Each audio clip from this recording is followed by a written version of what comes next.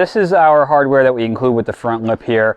And just to show you how this is going to work here, we've got 2 screws, we've got this metal plate, and then we have this here. So this part here with the clips in it is going to go on the top, and then what's going to happen is that this plate's going to go underneath. Once we tighten the screws, it's going to actually get a nice equal clamping force with the lip to the front valance, which you'll see in a minute here. So the good news is, generally what we can do is we can install this into the factory valance already kind of assembled like this, just leave it a little bit loose.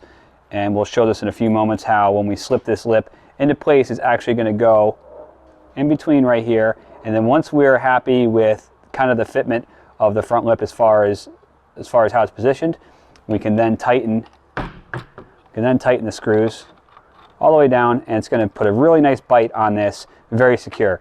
Good part about this system here is that this is something that you can reach right under the car without a lift, without the car being in the air, and we're able to go ahead and loosen these up, and we can take this front lip off of the car. So we're going to be showing you that in a moment here, how that works. Awesome. So now that we have our clips in place here on the factory valance, I'm going to show you how we're going to hang this in place, get it adjusted where we want it, and then tighten it down.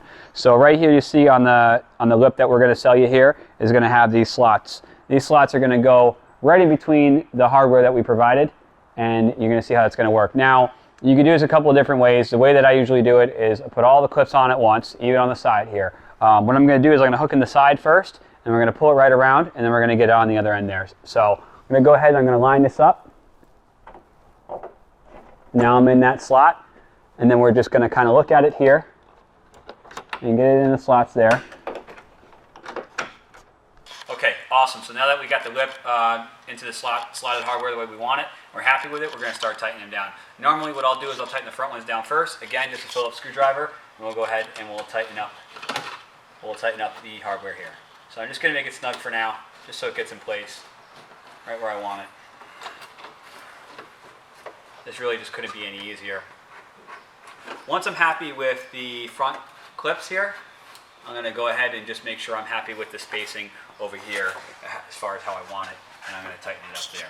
Some E30s are going to have a bracket over here, and some won't. It depends on if that was removed at some point throughout its life. If you don't have it, you can throw another clip in here. If you don't need this anymore, you can pull this out of here and you can throw another hardware clip here. If you want to keep that for the fender liner, you can, and it won't really affect the rigidity of the lip install here, so I wouldn't worry too much about it. Okay, so now that we tightened down the lip in place how we want it, just want to go over a few things here.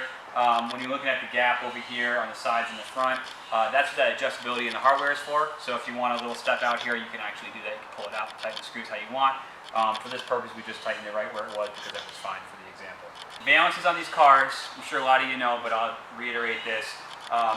By today's day and age, these things are really bent up. So you look at this car over here, this valance here, and many other E30s that we tested these lips on, they might require a little bit of manipulation to get these in the right shape.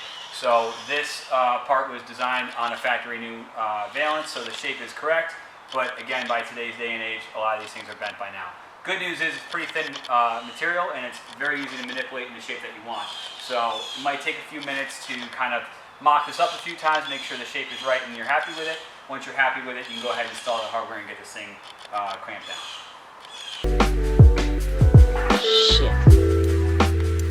Shit.